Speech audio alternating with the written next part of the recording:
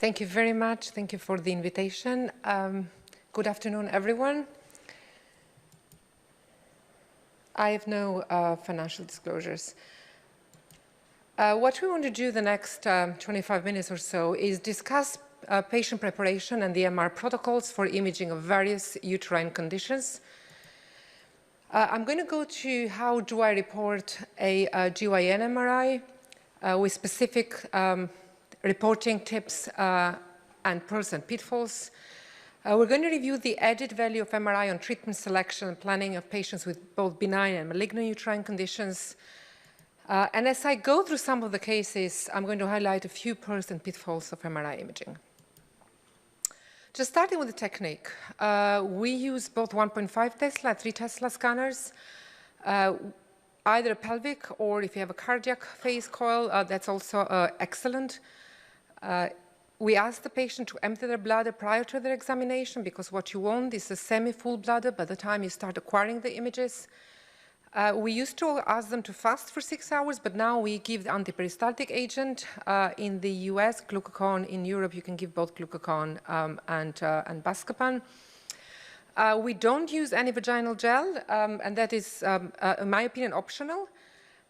And just to show you two cases here, a case here of a patient which had prior trachelectomy, and I'll talk about that in a minute, which means amputation of the cervix for fertility preservation for a patient with a small cervical cancer.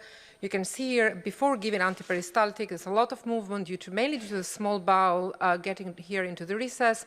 And you can see the same patient, same sitting after the antiperistaltic. You can see how nicely this area of the neo-vagina is seen. And you can confidently say there is no tumor in this case.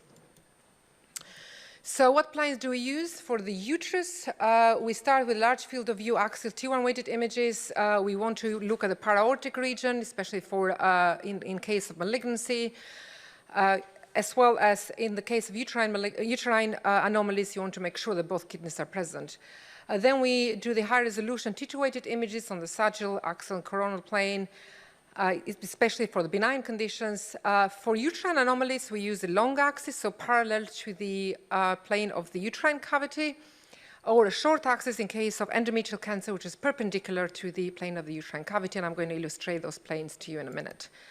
So there we go. There's a sagittal here. If you want to look for uterine cancers to see the depth of invasion, to stage them, then you use an oblique plane, so perpendicular to the endometrial canal. We use diffusion. We have an axial multi-bivalue diffusion, IVIM type, and there's a larger field of view. At the moment, it's used in the research setting.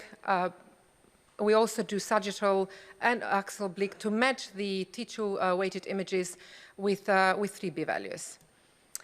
We do give contrast, and we use multi-phase contrast in both sagittal and oblique axial plane, again matching the T2. In case, let me just emphasize you the plane in case of the uterine anomalies. Just a T2 weighted image here. As you see, it's a retroverted uterus here. This is the standard axial.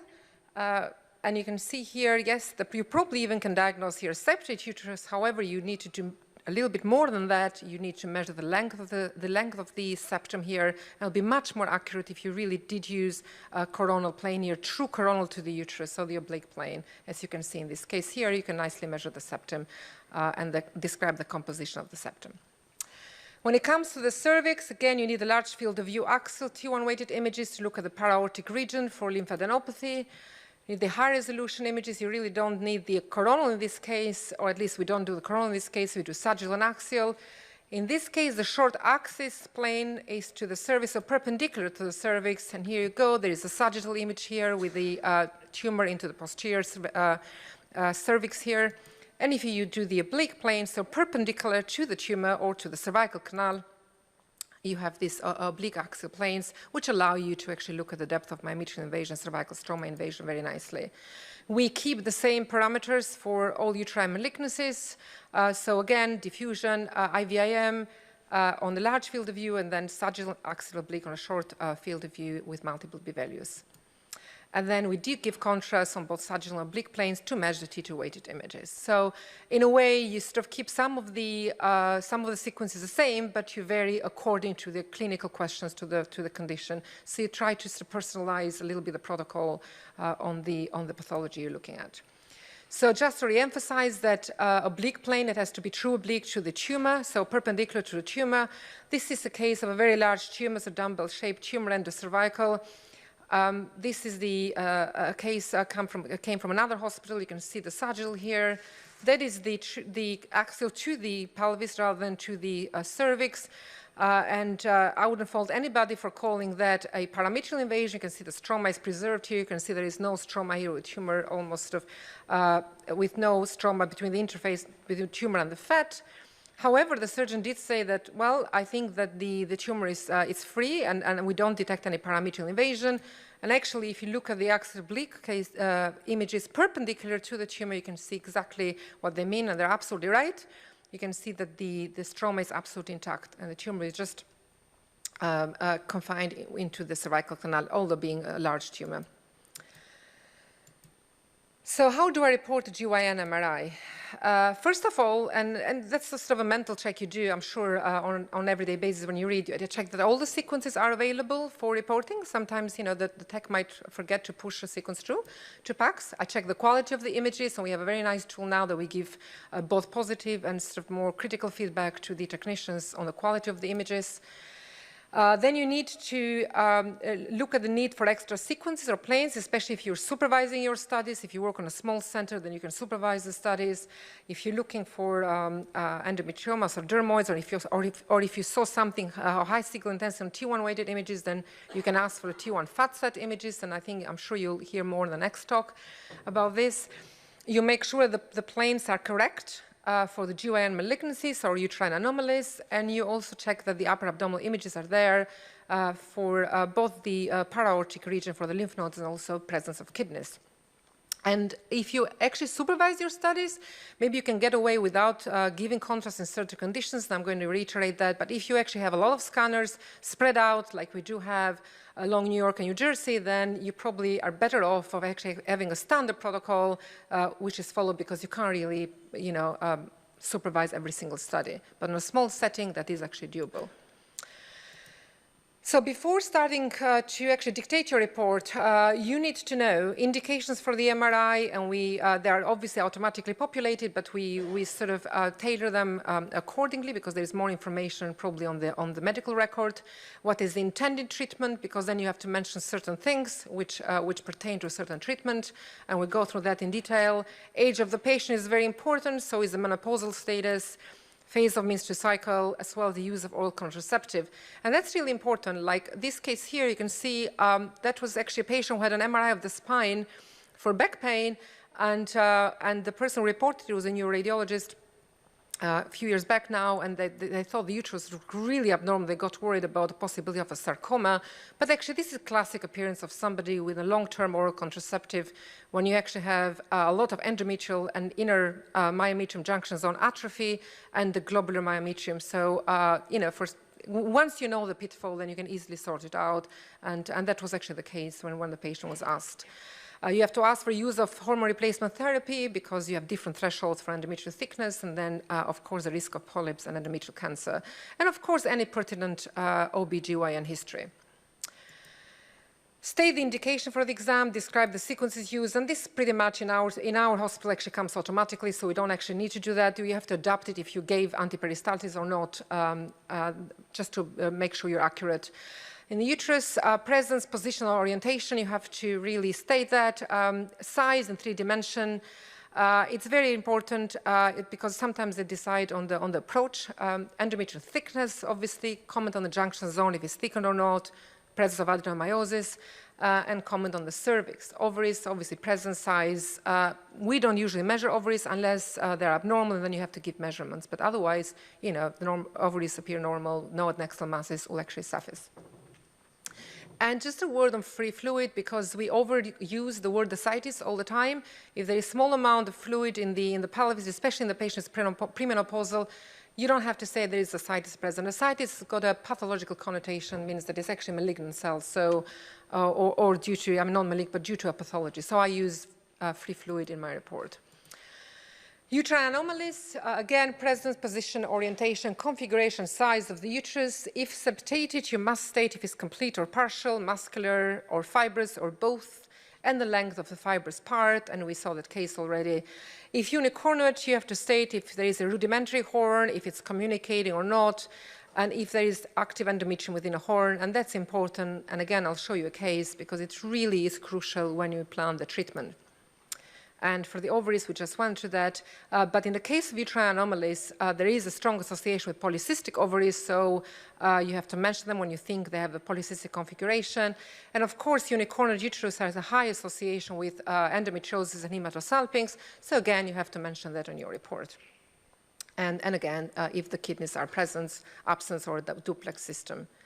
Just to show an example of uterine anomalies, that's actually a 15-year-old who came to the hospital with a raised CA125, around 400-500, and with abdominal pain. The ultrasound described a normal uterus and a left adnexal mass suspicious for ovarian cancer, which statistically probably was unlikely at the age of 15, but in the raised CA125.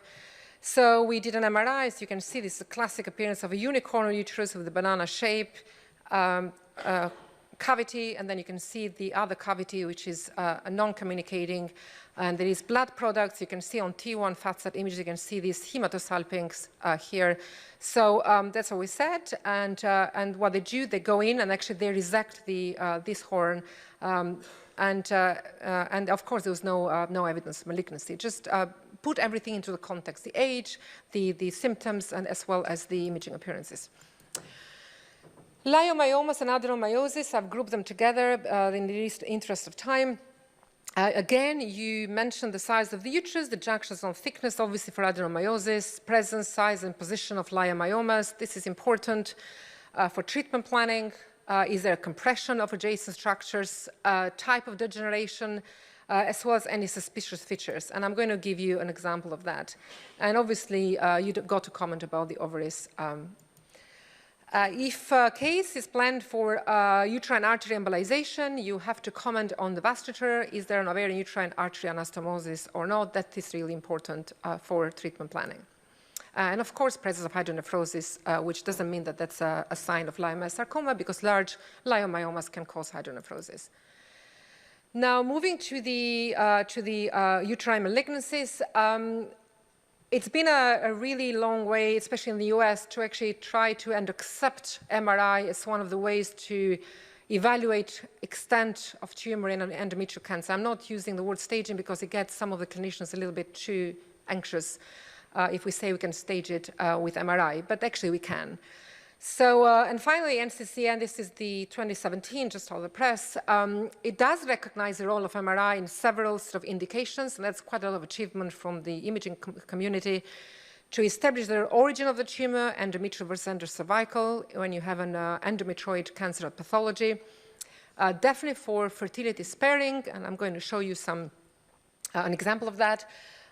For suspected cervical involvement, as well as for type 2 histology, so serous papillary and clear cell carcinomas, you can use it for staging, and of course for recurrence. So we do actually have got a long way in the US. France was always very pro-MRI, and they have it as part of their staging, and of course the imaging societies have MRI as their modality of choice. But what we need to do is actually get the imaging into the clinical guidelines, not just into our imaging societies. So how do I report an MRI for the endometrial cancer? State the tumor grade, the cell type. Is it a adenocarcinoma, or is it a serous papillary type, or is it a clear cell type? And the CA125 level, if that was done. Because if you actually notice on the labs that the patient has a raised CA125 level, then you worry already about the peritoneal spread. And it makes you look extra carefully to the omentum and the paracolligators and the ovaries, because then the type of surgery would be the one that you do for ovarian cancer rather than the one for the endometrial cancer. The tumor appearance, the size, the morphology, if it's heterogeneously enhancing or not. And sometimes I put some sort of notice on how it looks on the ADC map, and I'll give an example later on. And of course, tumor extent, depth of myometrial invasion, is it superficial, is it deep, involves the serosa or not, is there any cervical stroma invasion? Just don't forget the endocervical extension doesn't change the staging anymore, but cervical stroma invasion makes it a stage 2. And of course, is there any extrauterine extension into peritoneal disease or lymph nodes? And so you can see in this case here, it's a deep invasion of this endometrial cancer, and there is bilateral ovarian metastasis already. That's a case of a serous papillary tumor. Again, your report will stratify the patient because none of that is actually available. Well, perhaps the cell type, and I'll discuss that later prior to surgery. All these then will become available after the surgery, and you really want it before the surgery. So it's a lot of, it's one of the really good papers in this field. It's written by one of my colleagues, Alberto Vargas, looking at tumor location, endometrial versus endocervical. And it's actually pretty simple when you think about it. You have to identify the internal cervical os. And if the majority of the tumor is actually cranial to the endocervical os, that's going to be an endometrial cancer. And you can see here after contrast, just another image. And if the majority of the tumor is caudal to the internal cervical os, then this is going to be a cervical cancer. Why is it important? Well, it is very important because they cannot sort out it in pathology, but the treatment might be, it will be different because the type of the extent of the parametric excision you do is different for endometrial cancer compared to cervical cancer when you actually do a very time procedure and you do a very wide parametrial excision. So just a word on fertility preservation and endometrial cancer. This is actually very important since we're seeing some more and more young patients who require fertility preservation, or rather require or actually want fertility preservation. Because of the widespread obesity, we're seeing endometrial cancer in young patients now. So it's not the standard of care, but many institutions like ours do offer it, at least give it a trial. There are certain criteria, FIGO grade 1 endometrial cancer, absolutely no myometrial invasion, that's where the MRI actually enters the equation, no synchronous ovarian tumor, no ovarian metastases, no nodal metastases, obviously no Lynch syndrome, and no contraindication to progestin, which is the treatment they do. So in our institution, those patients have an MRI to actually exclude presence of any myometrial invasion, so this is really important. Otherwise, they'll be ineligible. And just to show you a case here, you can see on T2, it actually does look smooth, but it's very important to see this very smooth subendometrial enhancement line, which is completely intact here. You can't hardly see the tumor. You actually cannot see the tumor on this T2, but the junctional zone is completely intact. So this was confined to the endometrium, and the patient successfully received treatment with progestin. Compared to this other one, when the tumor is larger, it expands the endometrial cavity, a little tougher on those T2-weighted images actually to see the invasion. But very nice here after contrast, you can see this subendometrial enhancement line is actually interrupted. And you can see this sort of frontal leg of the tumor invading into the inner myometrium. So very important to keep in mind. And they do follow this patient with the MRI and biopsy to make sure there is no progression and there is complete response after treatment.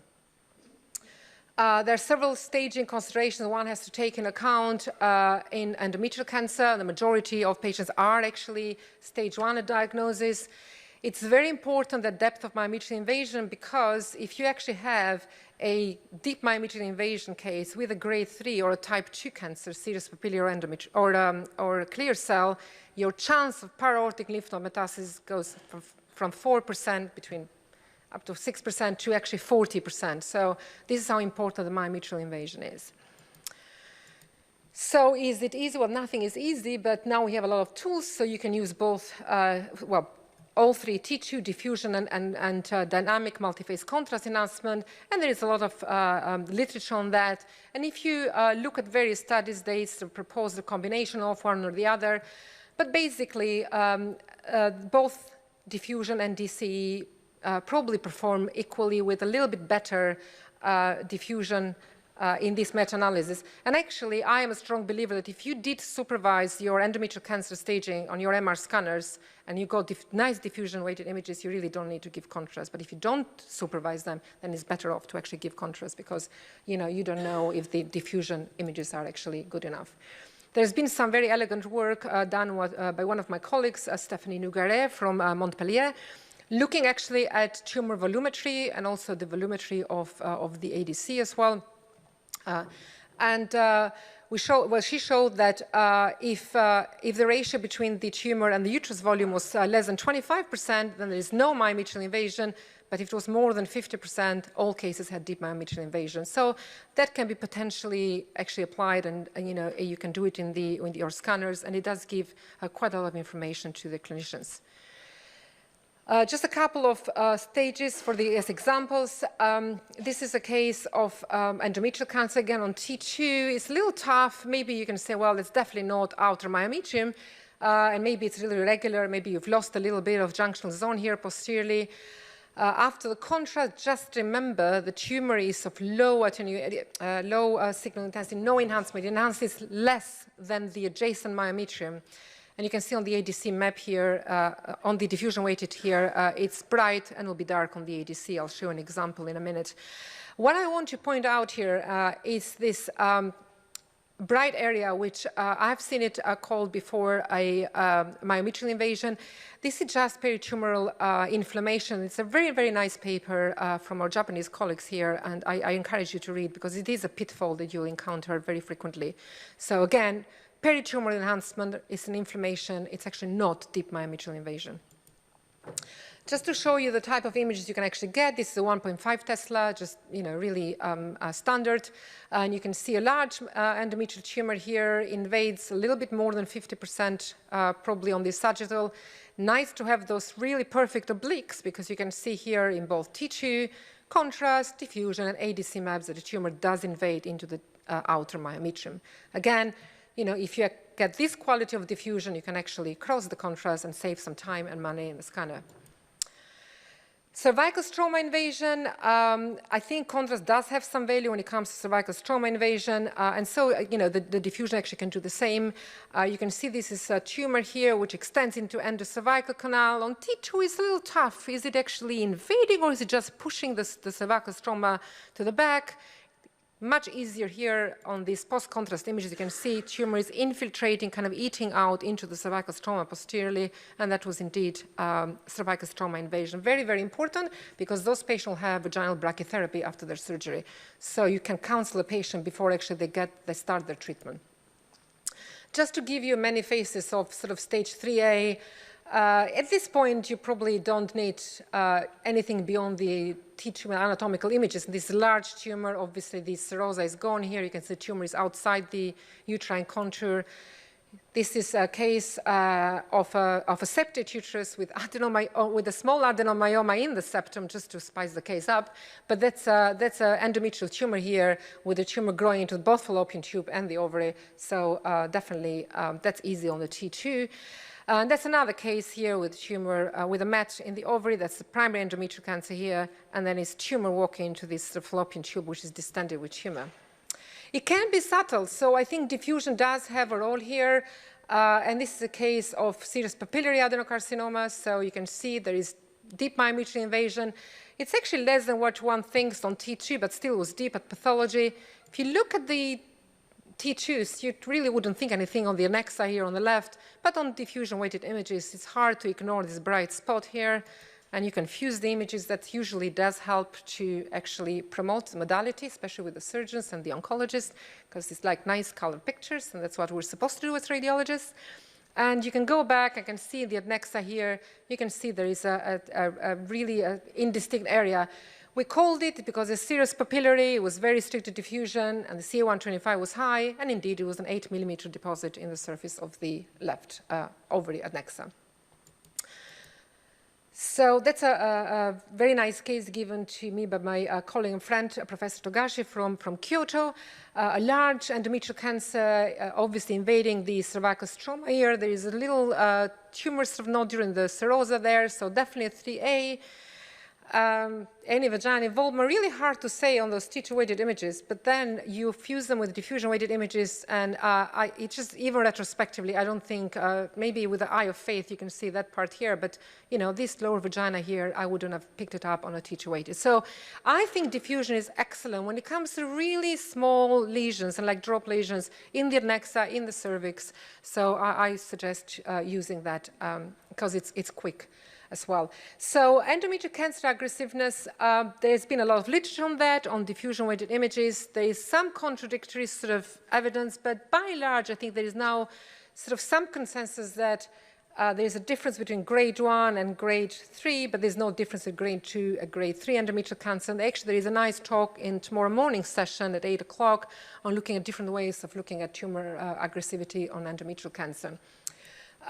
There's also a relatively recent paper here, which is actually quite nice, again, from Japan group, looking at DCE.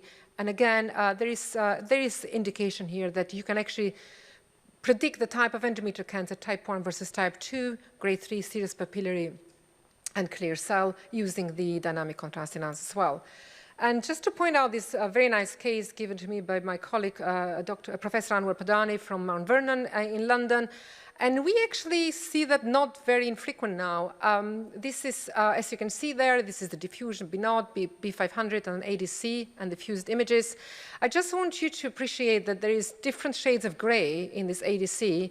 And although this patient had a grade 1 endometrial cancer at a biopsy prior to surgery, what the biopsy missed is the serous papillary cancer at the back here, which is actually the worst prognosis part of this tumor. So we do actually use this. We eyeball it, but you can also measure it. We actually use this in the report. And sometimes I do say on the report, like I do for prostate as well, the degree of restricted diffusion suggests presence of a type 2 or presence of a higher grade tumor. So they actually are extra careful for that when they treat the patient.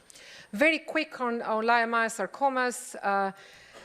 That's a whole holy grail. What do? You can distinguish very easily the garden variety leiomyomas from leiomyosarcomas. The problematic is the atypical leiomyomas or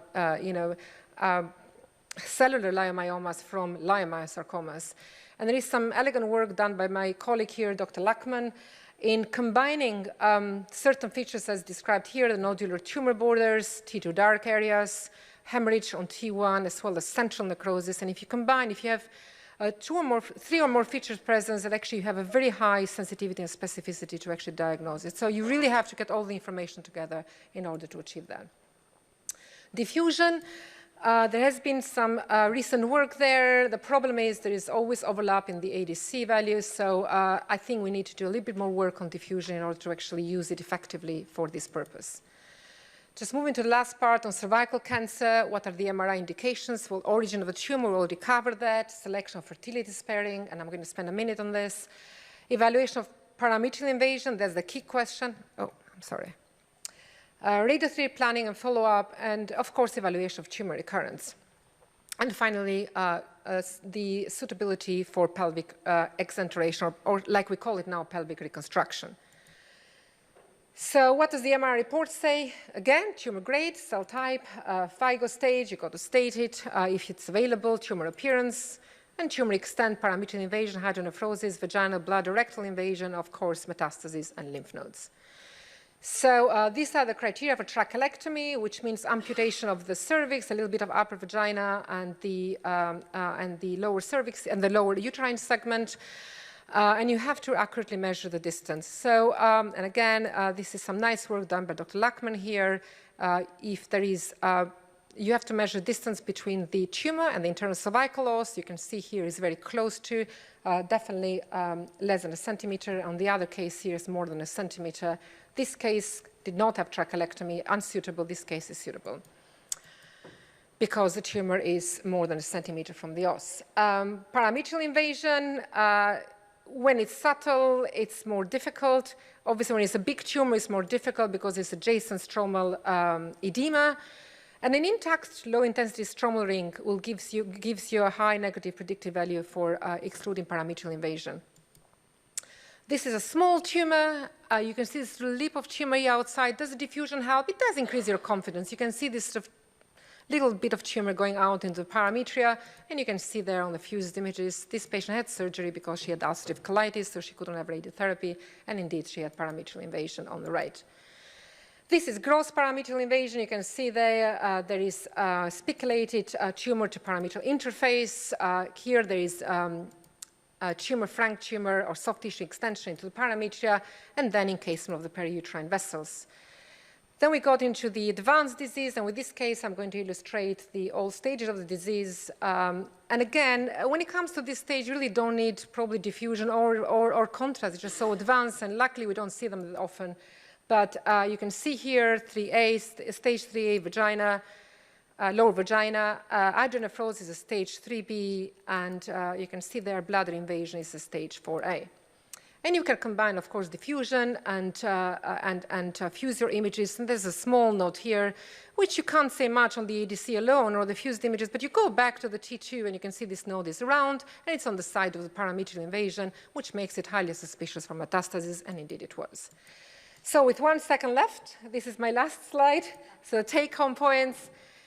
It's imperative to optimize the MR technique and beware of person pitfalls. The use of pathology-specific report is crucial, and it's crucial you talk the same language with your clinicians. And MRI does play an important role and added value in all those indications that I discussed with you. And again, it's working with the clinicians is how we promote our modality and the value and the added value of modality.